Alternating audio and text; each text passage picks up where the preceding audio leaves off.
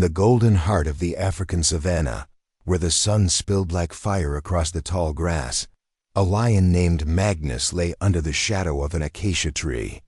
Once a mighty ruler of the plains, his mane had shimmered like dusk, and his roar had echoed across the valleys. Now he was a silent shadow of his former self. Magnus bore a burden no creature should endure. A mass had formed beneath his jaw, bulging grotesquely along his neck. At first, it was small, barely a pebble under his skin. He paid it no mind as he defended his territory, hunted with precision, and fathered a new generation.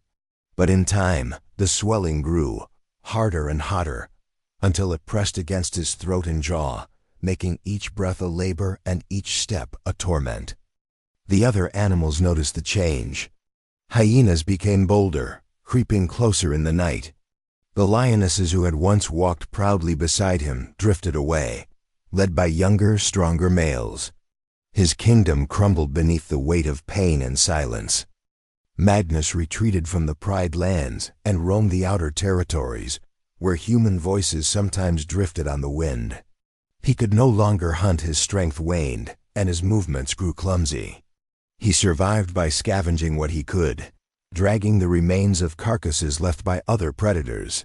His once brilliant mane became matted, and flies circled the oozing flesh near the tumor.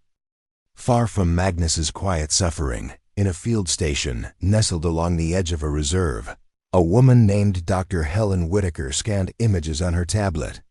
She was a wildlife veterinarian who had devoted her life to protecting the creatures of the savanna. Her eyes paused on a grainy photo taken by a remote camera trapped there. Barely visible in the corner was the profile of a lion with a misshapen throat. Her heart clenched. She recognized the lion. She had tagged him nearly 6 years before and given him his name, Magnus. He had been a magnificent specimen, then his eyes alert, his body muscular, his coat unblemished.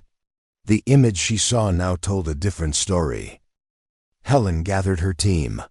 They loaded tranquilizers, medical supplies, and a transport cage into the jeep. Alongside her was Jacob, a skilled tracker, and Priya, a veterinary assistant. Together, they followed faint trails and camera records, tracking Magnus across the brittle plains. The sun beat down without mercy as days passed.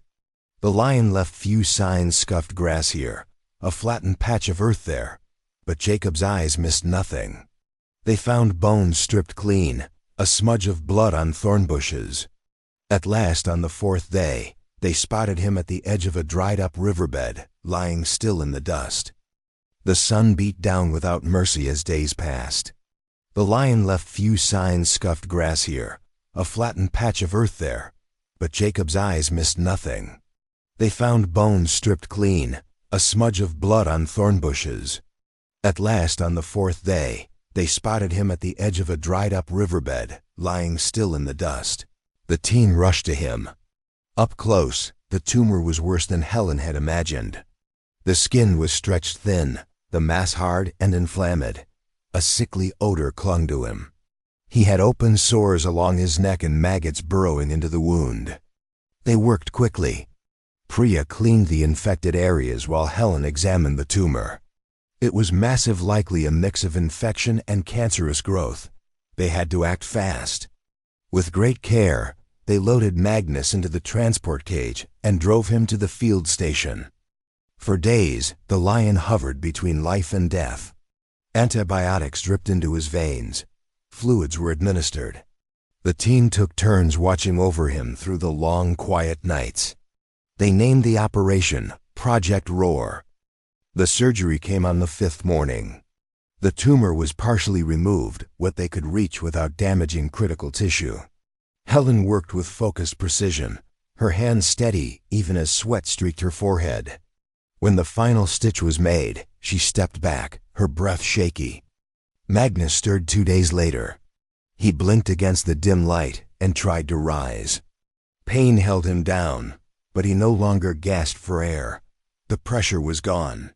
In the days that followed, he regained a flicker of strength. His appetite returned.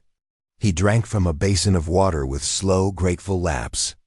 Priya sat beside him during feedings, whispering soothing words, though he could not understand them. Weeks passed. Magnus was kept in a large enclosed enclosure with shaded areas and grass underfoot. Birds called overhead, and warm breezes stirred the air. He began to pace again, his steps still slow but more confident.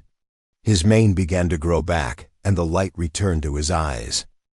Though the tumor could not be fully removed, it had been reduced enough to give him a chance.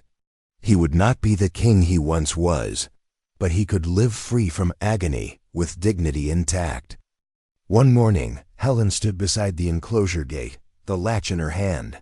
Magnus watched her from a distance. The sun cast long shadows across the ground. Behind her, Jacob opened the outer gate, leading toward the wild. Helen opened the cage. Magnus stepped forward. His eyes swept across the land, the trees, the grass, the wide open sky.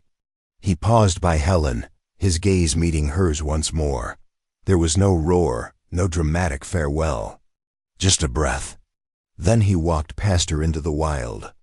The team watched him go, silent and still.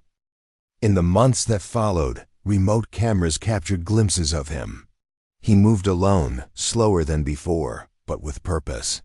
He avoided conflict, stayed close to water, and learned to live quietly. In time, the flies no longer followed him. His wounds closed. His coat brightened. The savannah had many lions, but none carried themselves quite like Magnus. He bore the scar of suffering and the mark of mercy. He had been saved not just from death, but from a life of pain and isolation. And though he never roared again, the earth remembered his voice, the deep, thunderous roar that once shook the grasslands. In his silence, there was strength. In his survival, hope. Thank you for watching the video. If you enjoyed it, please comment 1. And if you didn't, just hit like. See you in the next videos.